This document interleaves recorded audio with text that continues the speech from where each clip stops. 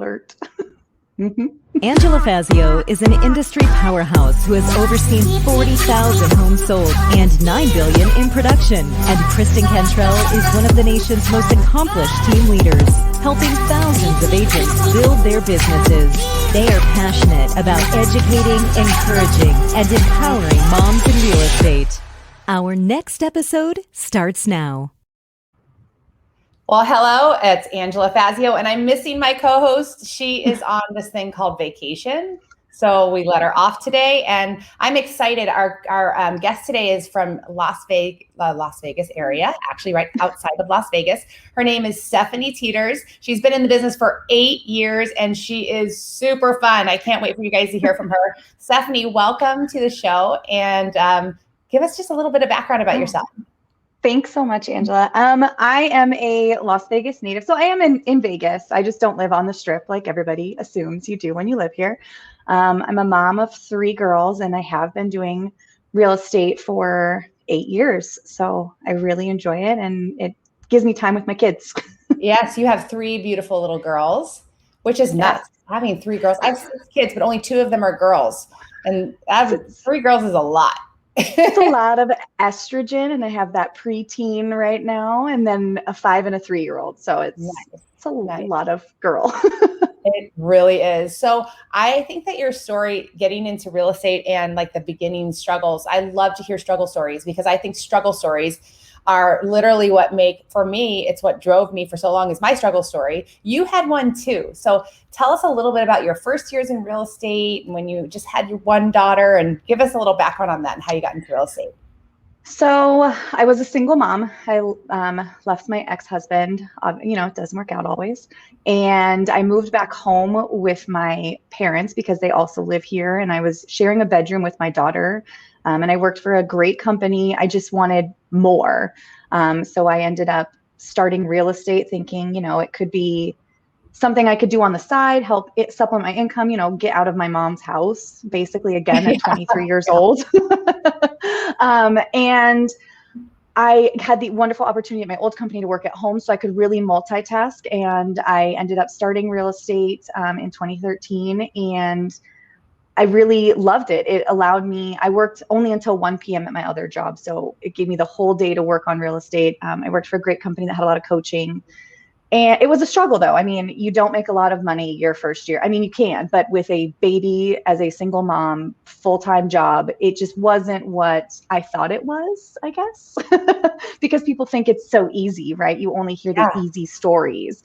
And I struggled the first 3 years, but I kept at it. There's several times I wanted to throw in the towel, I say, and get like a normal 9-to-5, just a different 9-to-5, because I had a daughter and I had to have that stability. And I kept my job because of insurance, mostly because you have to have that with a single mom. And finally, there was just like this pivot point where I started getting really busy with real estate, and I had the opportunity to quit my full-time job. And it just kind of like, either you do or you don't. And I just jumped in, and here I am. Best decision I ever made. I know, right? So I wish I could, that's one of the reasons why I like to tell the struggle story, is because not everybody, most everybody does not experience success right away at all. Like it took me and my husband 9 months to get something really rolling. And those are painful. That's a long time. It doesn't sound like a long time, but when you're waiting and every single day you're putting in the work and nothing's happening, it's so frustrating, and you do want to quit sometimes. There's many times that I was like, I'm done. I'll just get a normal job. And then I'm like, no, I'm not, just kidding. I'm going to keep going. I'm not going to give up. I'm just going to keep trying. I don't give up. It's like the Dory, just keep swimming. That's my favorite. Do you have a Dory tattoo anywhere? No, I have the sea turtle though, somewhere. Oh, there you go. Yeah. So I've got the fish. Well, let's talk about your tattoos for a minute, because that's one of your passions. Okay. Working out, tattoos, and you may have a shopping problem, is what I told you may have a shopping problem. And that goes along with the tattoos, because I guess you spend money on them also. Well, tell me about your journey and why you love tattoos and the part it's played in your life. Because I have a dirty little secret. I only have 2 tattoos. I have that one, and I have one on my back. But if I could, you would have more. You could. I would have over my entire body except for my face. Totally. So I will say, I mean, I've had tattoos since I was 16. My mom was really easygoing and signed for my first 2 at a very young age. But I was a good kid. I was a straight A student. That was what I loved. I was very passionate about it. I went to an art college. So I think I'm really enamored. I love how they look. And they always tell a story. There's always a story. Everyone has a story behind all of them. And I also like being very different. I like to stand out, obviously. I usually have colorful hair. And if you follow the Instagram or you've seen the stories, you've seen it. I always have something different going on because I don't like being boring. I don't like being the same. And if it makes me happy, I'm going to do it for me kind of thing. I definitely, when I started real estate, I did not have as many tattoos. In fact, this whole arm was not done. So I very much posed with the side that didn't have it because I felt it would hinder my business. And like that same struggle, maybe it just wasn't myself. You know, I was struggling to try and fit this mold of what I thought it should be. And there was like, again, the pivot point where I was like, you know what, this is who I am. Either you like me or you don't, and you're going to accept it. So I blasted my whole other arm and I tagged myself the Vegas tattooed realtor, and here I am, and everybody loves it. And people, it doesn't prevent my business. In fact, it's who I am. It's me, and a lot of people enjoy it. I mean, you have some criticism, but then I don't have to work with those people. And that's the beauty of our business. I 100% agree. I was just going to say that this comes up all the time. And I think we all struggle, especially as women, we struggle with identity and, you know, how we look or what represents us. And I think it takes everyone just a little bit. Kristen's an anomaly. I wish she was here because she like must have come out of the womb confident, but not all of us do, you know? Yeah. And so that goes back to if you are, I actually just talked to a real estate agent who's been in the business forever that was hung up at first because she thought she had to dress a certain way and she thought she had to act a certain way. But in real estate, you're dealing with people and you don't want to attract people that you don't like. And if you act not like yourself, you're going to attract things that are not like yourself and it's going to suck. Yeah. And I will say that if you're yourself, people can feel that, right? Like it's about a trust. It's not so much about building a house or buying a house. They want to trust you through the process. And if they like you and they trust you, then it doesn't matter what you look like or what you're wearing. I can tell you, I've showed up to $1 million sales in Lululemon leggings. And that is really, Lululemon. I mean, they're Lululemon. I mean, I still have my Old Navy ones, but you know, I mean, literally leaving the gym and you get a phone call and it's like, okay, well, guess what? I'm in leggings. And they're like, we don't care. It's Stephanie, you know? So I think it took me, I want to say that 3-4 years to realize and accept that it's okay to be yourself during all of it. And people are either going to love you and they hate you. As long as you're a hard worker and you get the job done, it doesn't matter what you're wearing or what you look like, in my opinion. Because there are literally, even in one little area, hundreds and hundreds, maybe thousands of clients. Some of them are going to fit your mold and your personality. And that's what I love about real estate. There's always more people. Yes. And then I also wear my token t-shirt when I'm out shopping to attract even more attention because it does say the Vegas Tattooed Realtor. And it does draw attention while I'm out shopping in my shopping problems that I don't have. So at all. I like your strategy. So Stephanie was sharing with me her shopping strategy with 3 kids. Okay. So you have these outdoor malls and they have like splash pads and like fun things to play with. So to share a little secret, a shopping secret. So we have several outdoor malls out here because, you know, it's Vegas. The weather's 99% of the time, like amazing. Even when it's raining, people are still at the mall because it's 80 degrees and beautiful. So they have installed outdoors these little splash pads, play parks.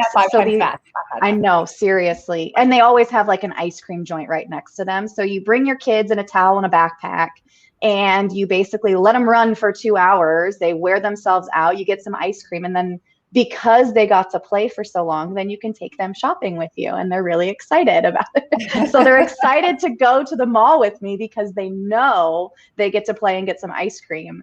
And it curbs, you know, it's that family time. It curbs, it gets you out and still can enjoy my shopping experience. I love it. They're tired. They're worn out, right? As long as they're not so tired that they start to tantrum. I have had that before, and that's when you throw them on your back like a backpack and you muscle through it. That's the reason to work out. Yes, I throw one on the back and I'm carrying one in the front, which I have done before. It's not fun. And you kind of, because I don't do strollers anymore, I gave up on strollers. Although I was kind of sad because I usually used my stroller to hold all of my bags. All the bags. And I realized that when I went shopping the first time, I'm like, where am I supposed to put all this stuff? I was like, oh, I used to shove everything like in the stroller where the kid sits and the kids would walk next to me. Right. So convenient. A little shop, your own personal shopping cart. I know. I'm like, man, I might just get a stroller just to put all my stuff in for shopping. It's horrible. The other thing that you brought something to my attention, because we're all in real estate. Most of our audience is in real estate. And isn't it interesting, the things that go into your decision or your client's decision about buying a house? You know, that's another thing that you and I were talking about that I think is a unique kind of spin on location. We were talking about that we share one of our closest friends. We have the same closest friend, Stephanie and me. Her name is Amazon. We call her Amma. Amazon. Tell about the little town by you that doesn't have Amazon Prime. Oh my gosh, it's a tragedy. It is. I mean, they're used to it. So I have friends that live there. It's Logandale, and it's about 45 minutes outside of Vegas, and it's like a small, it's considered a town. There's only 5,000 people, and I've considered, country life a little bit slower with the kids moving out there, and I've come to the realization that they have Amazon. It delivers, but it takes like the standard 4 to 5 days. They do not have Prime, and they do not have Prime Now.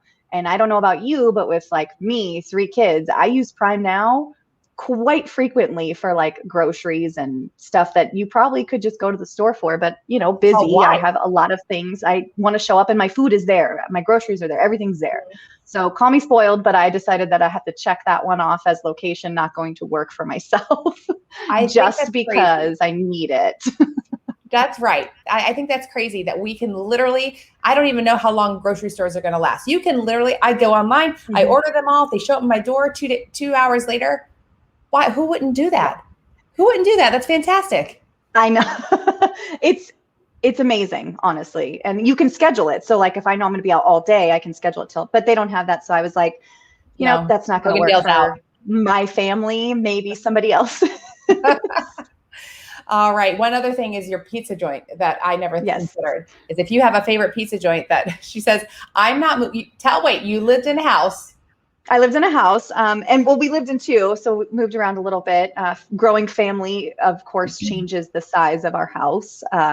So we moved around a little bit, found this great pizza place, and we moved outside of their delivery range. And we decided when we were moving again, I called the pizza place to make sure that the new address before we moved was within the delivery location, because they only deliver within a 2-mile radius. Like they don't use the Grubhubs and the everything's out there. So I had to make sure before we moved, because this pizza place is life for every Friday at our family.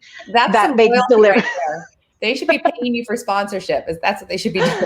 I mean, they know who we are by name. Like I literally walk in. It's like, hey, Stephanie. I'm like, this is bad. Like that our delivery driver knows us. I mean, it's good though, right? It's a loyalty thing. And I'm really a fan of that. So I recommend them for everybody in my 2-mile radius. So this applies to our whole audience and no, but they're not even a chain. They're definitely like a local. They used to be out in Henderson and they branched out to here. So when I did, I was like, I'm never leaving you ever. That's awesome. That is awesome. So tell us some of your, I know that you had told me that most of your real estate business comes from the relationships that you've built. It was Zappos, right? That you worked for? Yes. Yeah. So I worked at Zappos.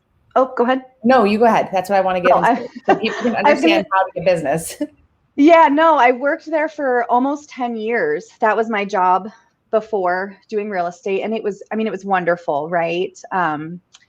And I definitely kept the connections with everybody that was there. And a lot of my business when I left, it was, hey, just so you know, I'm in real estate now. And a lot of them knew what I was doing and they all supported me. And I still, to this day, people that still work there that I still know, I'm getting referrals from the people that work there, which is great because I'm a big relationship person. I'm not in the business just for houses, which I've said. I'm in a relationship business. I think the relationship is all of it. It's the biggest purchase I think most people will ever make in their lives. So that connection is always very well. And I think if you come highly referred, I mean, I don't know if you've ever heard about Zappos, but they base their whole, I was trained on customer service. I mean, that is all I know for 10 years was their customer service was under promise, over deliver, and deliver wow. So that really stuck with me even through this business. And I think that really made it's not about the money in the end. It never was, it wasn't about the money then in Zappos because we weren't commission based. It was, if you stay on the phone for 4 hours, you're helping this person for 4 hours, and that's okay. And nobody cares. It's not, you help that person. So that really stuck with me. I lost a headphone through this. And I think because of that, a lot of people still refer me through them. So I appreciate it. So I'm a big referral person. So if you're a relationship person and someone's like, I want to be intentionally more relational with my clients, give just a couple of tips of what you do to be intentionally relational. It's honestly all about communication. So just and I don't know if I'm allowed to curse on here. So like my broker's a big person. It's like, just give a shit. Just care about the person. That's all you have to do. Hey, how's it going? And you might not even be in the whole, like, it's not just my clients, it's like my friends too. And I'm a big Buffini fan, which I think I told you guys, and that's really about relationships, and it's building on that. I was already there, and this just kind of gave you that structure for it. It's just caring, like, how's the kids? How's your work? And don't make it about real estate. Just how's their life doing, especially during COVID. I don't know I hate to bring it up, but everything's shut down and people are struggling, and you still call in, hey, how are you doing? Do you need anything? And it really just makes a difference. Cause there's times when I called someone, I was, how are you doing? And I basically had someone just cry on the phone to me because, they lost their job and they weren't, it wasn't even about real estate, and that just sticks with people. You care. That's all it really is that's in my business, at least for me. I just want to care about the person, and the business will come later. Yeah. And the truth of the matter is in our busy lives, if you don't put process and procedure around your caring, and I mean that seriously, like I care about people, but I'm going to forget about somebody if I don't have some process and procedure in my life to remind me that person, oh my God, I haven't talked to that person in 3 months or 4 months. That's a problem. That's why there's things like Buffini and different systems. It's not that you're pretending to care and you don't. It's you care so much that you're willing to put process and procedure in place so that you schedule it. You basically schedule it. You schedule your caring. And well, because most of my relationships, and I'm sure yours as well, like I have kids, a lot of my clients have kids, and life gets away from you. You forget. So I put kids' birthdays in my phones, my clients' kids' birthdays, my friends' kids' birthdays, and just, hey, hope they had a great birthday. And I will tell you, Facebook makes it way easier to do a lot of things. Like Facebook will tell you the whole month of birthdays. So you just write them down in your calendar. Like I have a calendar right here. And during in that morning, hey, happy birthday to your kid. Yeah, I've got calendars I have 1, 2, 3, I have 4, not to include my phone. So I'm a big time blocker. I'm a big scheduler, and you have to be, I think, with kids and work and all of those things. I agree. Well, I think that you are amazing. Well, I am so grateful to God that I've met you and gotten to know you. And I'm sure our audience is going to love your show as well. A couple of announcements. Today, we have our next Girl Educate Yourself Zoom session. That's coming up. Ladies, if you're interested, what it is we have today, Stephanie Mainville is presenting about social media. She's awesome at it. And then it's a chance for us to talk about it and share ideas and improve our business and improve our lives. So the Girl Educate Yourself, you go onto our Moms in Real Estate Instagram, you can find out how to log in. And the other thing is keep November 4th and 5th, maybe the 3rd through the 6th, free. It's our next Flourish event. And we're gathering even more women together this time with excursions and fun things to do. Make it a little mini girl trip, or bring your husband and they can drink at the bar, right? With all the husbands. That's right, exactly. So keep those dates aside. We love you guys. Thank you for watching. Don't jump off yet, Stephanie. And I'll see you next time.